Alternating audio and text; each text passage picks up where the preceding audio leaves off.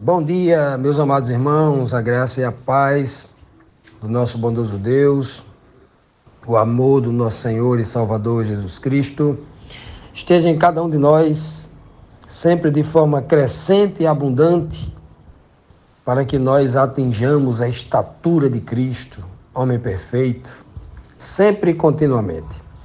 Amado, já é com uma certa saudade que nós encaminhamos aqui para a última lição deste livro de Hebreus. Estamos estudando aí há 15 semanas este livro maravilhoso, examinando com cuidado, praticamente 100% desse livro, verso a verso. E chegamos agora ao final, última lição, a 16ª lição, estamos entrando nela agora. E no próximo sábado estaremos fechando essa lição, recapitulando. Grandes lições espirituais nós tiramos para a nossa vida, entendendo que esta palavra escrita não foi apenas escrita para o povo lá do primeiro século, para os hebreus do primeiro século, para cada um de nós hoje. Um livro maravilhoso que apresenta Jesus Cristo de uma forma muito linda, como nosso sumo sacerdote, nosso intercessor, que nos defende, das acusações do inimigo, quando nós nos arrependemos, confessamos nossas faltas, não no santuário aqui na terra, mas diante de Deus, diante do Santíssimo. Isso é uma bênção grandiosa, E vamos começar esta última lição, examinando aqui o verso síntese desta lição, que está no livro de Hebreus, capítulo 13, versículo 1 e 2, que diz assim: permaneça o amor fraternal. Não vos esqueçais da hospitalidade, porque por ela alguns, sem o saberem, hospedaram anjos. Que coisa linda, não é? Que verso lindo esse aqui. A Bíblia nos diz claramente, meus amados, concluindo todo o tema, não só o contexto aqui imediato, que é o capítulo 12, que nós acabamos de estudar, quando ele começa ali já no capítulo 12, final do capítulo 12, nos exortando e nos admoestando para que a gente não seja igual aquele povo lá do deserto, aos pés do Monte Sinai, que era um povo que não queria ouvir a voz de Deus, que era um povo que se separou de Deus, um povo que foi rebelde, um povo que acabou não entendendo o amor de Deus, o mandamento de amar a Deus e nem o mandamento de amar ao próximo. Ou seja, a lei de Deus como um todo, a palavra de Deus que foi dada ali no Monte Sinai a Moisés. Então, no capítulo 13, ele começa dizendo logo assim, olha, o que não pode faltar entre vocês é o amor entre irmãos.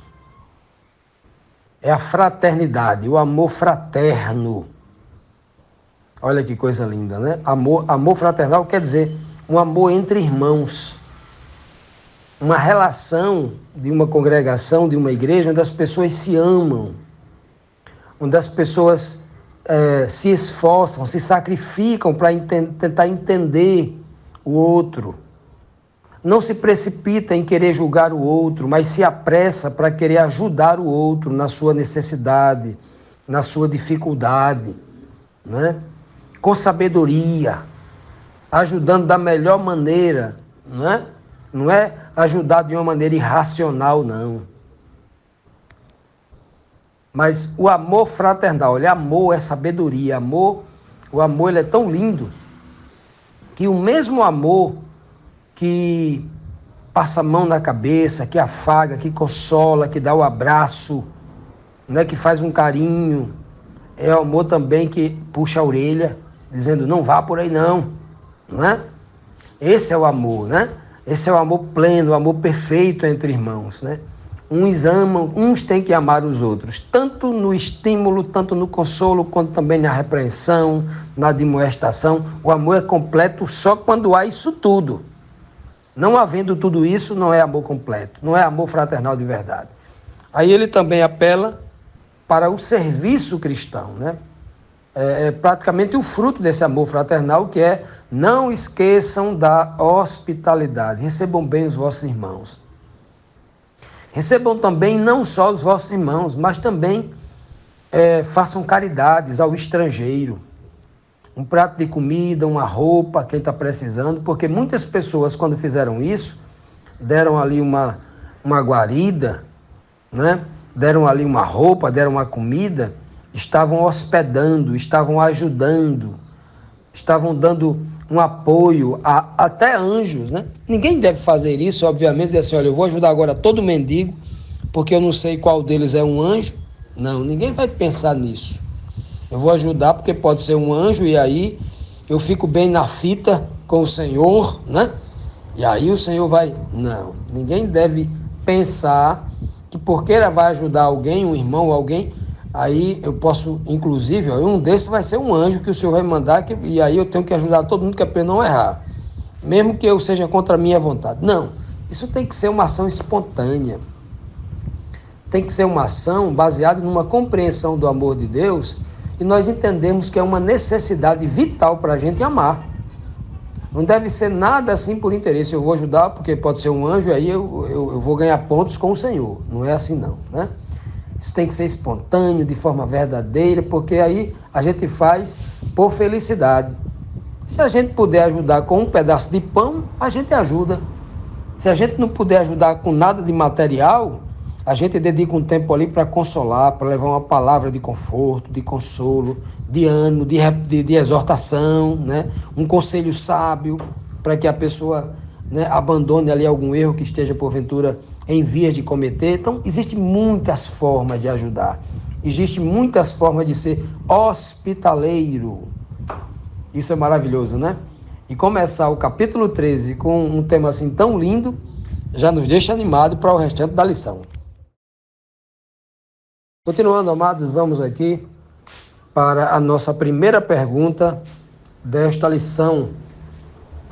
A lição desta semana que fala sobre as últimas palavras do livro de Hebreus escrito aos santos. Que recomendação faz o autor em favor dos irmãos injustiçados? E olhe que ali no primeiro século haviam muitos irmãos que estavam sendo injustiçados.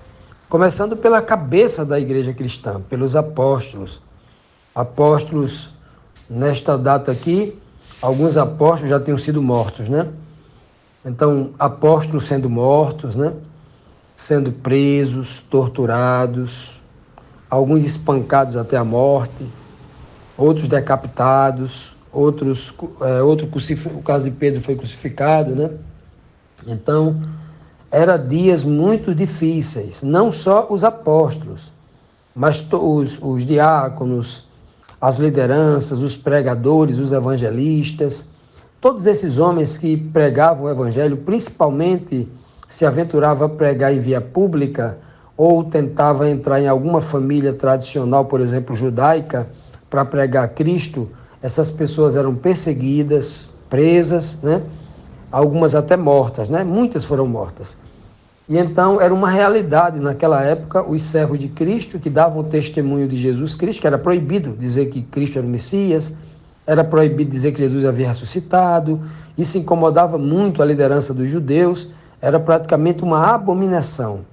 Doía nos ouvidos deles ouvi que alguém estava dizendo que Jesus Cristo era o Messias. Então isso era terrível, era uma pregação que era praticamente uma ameaça de morte. Quem fazia estava sendo candidato à morte quem ousava pregar sobre Jesus Cristo.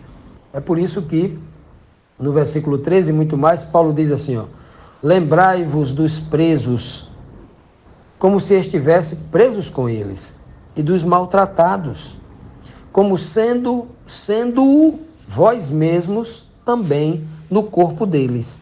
É como se você estivesse preso com eles e você estivesse sentindo as chicotadas que eles estavam recebendo, né? Maltratados com eles, sentindo a dor que eles estão sentindo. E olha que coisa linda, é que Paulo aqui, usando numa linguagem atual, ele está dizendo assim, sejam empáticos, usem da empatia, se esforcem para se colocar no lugar do outro.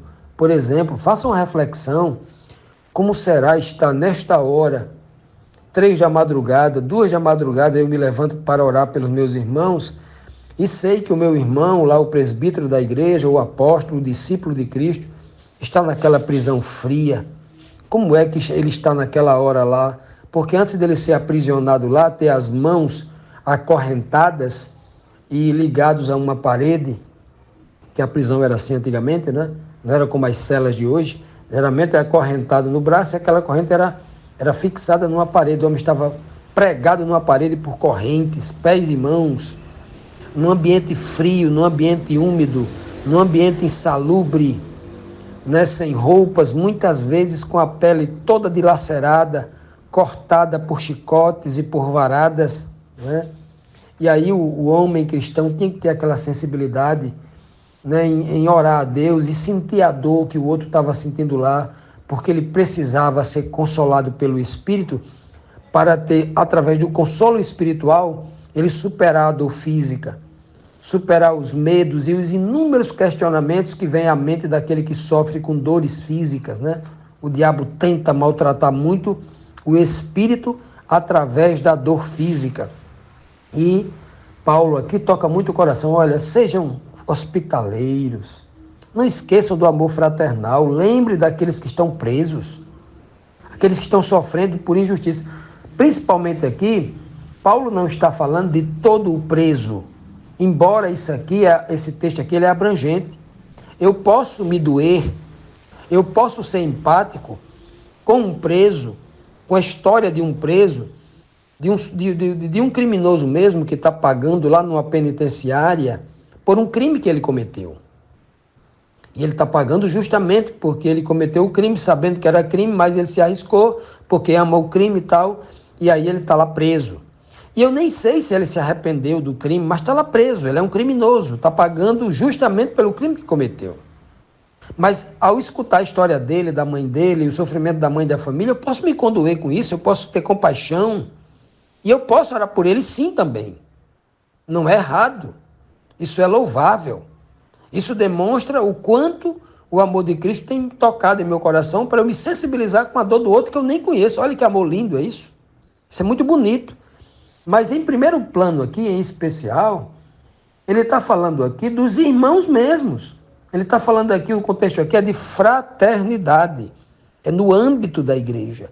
É os irmãos da igreja que estão presos. É os irmãos da igreja que estão passando fome. É os irmãos da igreja que estavam sendo maltratados. Esse é o apelo que ele está falando. Ao invés de as pessoas estarem preocupadas em voltar para o sacerdócio levítico, para os rituais lá do antigo judaísmo, por que não pensar na hospitalidade, em ajudar os irmãos que estão sendo maltratados? Parar e meditar no sofrimento de Cristo? Olha, que apelo lindo. Que coisa linda o apóstolo Paulo está trazendo aqui.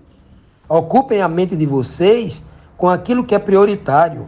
Pare de ocupar a mente de vocês com religiosidades vazias, cuja base é os costumes, são as tradições dos homens.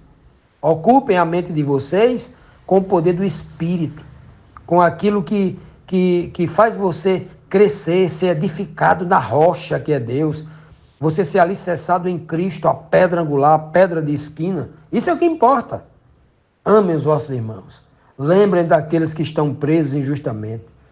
E dos irmãos que estão sofrendo na prisão ou de outros que estão sendo maltratados. Tem tanta forma de ser maltratado, né? não só nesse cenário aqui, nesse cenário do primeiro século, que era um cenário de sofrimento literal, prisão literal, né? Chicote literal que cortava a pele, a dor física, o sofrimento, o distanciamento das pessoas, a tortura psicológica que os soldados faziam, era tudo muito difícil, né?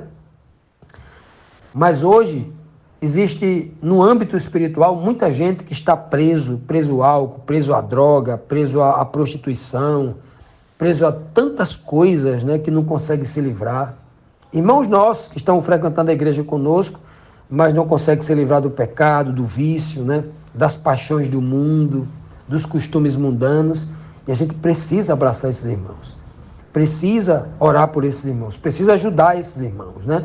Outros sendo maltratados aí pela vida, maltratados pelos próprios erros que eles cometem, não conseguem enxergar que aquilo é errado, né? E o nosso braço forte, né? A nossa mão amiga ali para chegar ali e apresentar Jesus Cristo como solução, né? E dizer, estamos aqui para ajudar. Isso é muito importante. E agora, amados, vamos aqui para a segunda pergunta, que nos traz aqui mais um questionamento importante dentro desse contexto, né? Da comunhão entre os irmãos, no contexto da fraternidade, no contexto do amor, né? Da hospitalidade.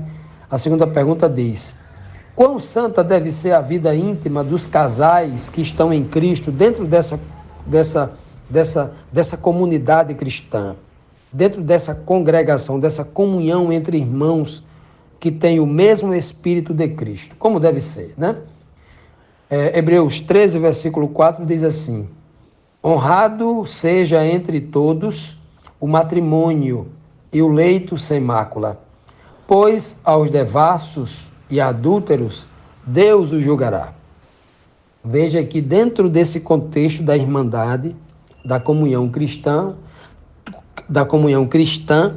todos os membros, todas as pessoas que fazem parte deste corpo de Cristo, não do corpo religioso, mas do corpo espiritual de Cristo, todos, da criança que tem 5 anos de idade, da criança que tem 12 anos de idade, que já começa a entender alguma coisa da vida, da criança que tem 12 anos de idade, até o idoso que tem 90, 100 anos, todos têm que honrar o matrimônio, todos têm que falar bem do casamento, todos têm que buscar promover o casamento, todos têm que fazer de tudo para que as pessoas estejam juntas, não se separem, façam de tudo para que essas pessoas tentem compreender o seu esposo, né? O esposo compreender a sua esposa, porque o casamento é algo santo, é algo instituído por Deus, é algo maravilhoso.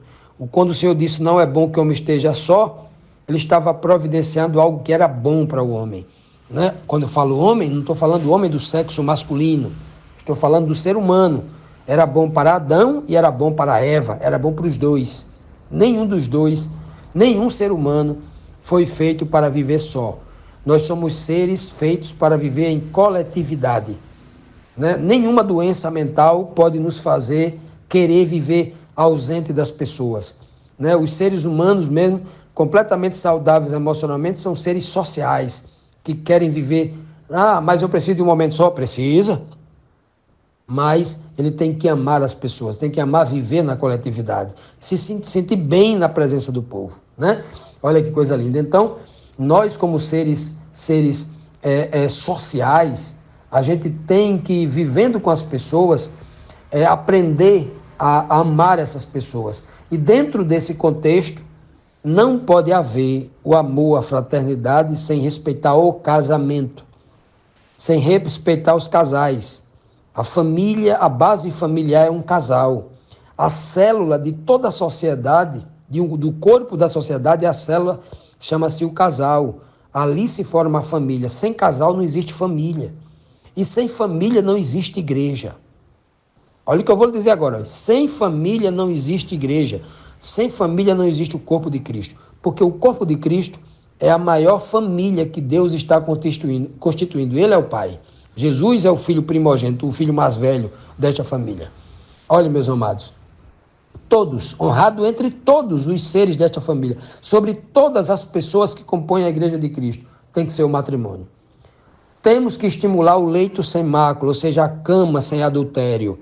a cama sem perversidade sexual, a cama sem coisa estranha, né? A cama de uma família, da família cristã, não pode haver incesto, não pode haver abuso sexual de pai para com filho, para filha, filho, né? Não pode haver imoralidades dentro da casa, palavrões, coisas indecentes. O leito, né, a cama onde acontece o ato sexual, tem que ser um ambiente puro, santo. Ali só quem pode ter contato sexual é o pai e a mãe da família. São o marido e a mulher. Mais ninguém pode se deitar com o marido. Mais ninguém pode se deitar com a esposa. O leito sem mácula é isso. É uma família que não, por a cama, nesta cama não haver devassidão sexual, não haver prostituição sexual, não haver incesto, não haver adultério, não haver fornicação. A casa não vai haver pornografia, não vai ter palavrões indecentes. Os filhos vão ser preparados para no casamento ser a mesma coisa, não é? Ser a mesma coisa.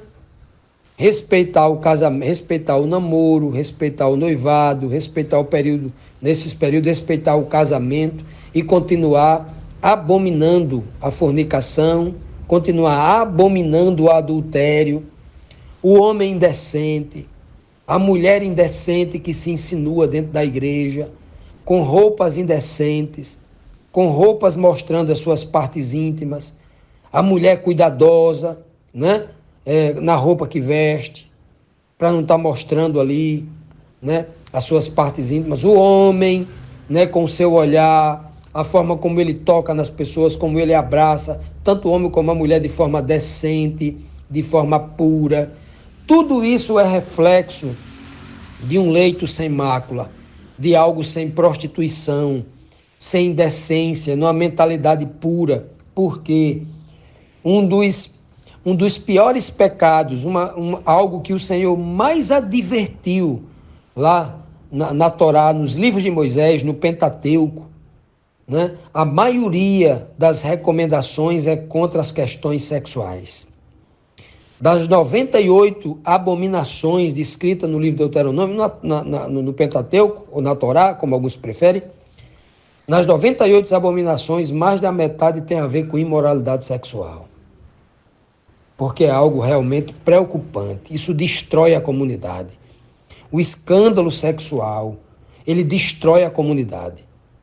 Ele paralisa o trabalho de Deus, paralisa o crescimento. Se alguém tiver qualquer coisa de prostituição sexual naquela igreja, naquela comunidade, o espírito do demônio ali começa a tomar conta das pessoas.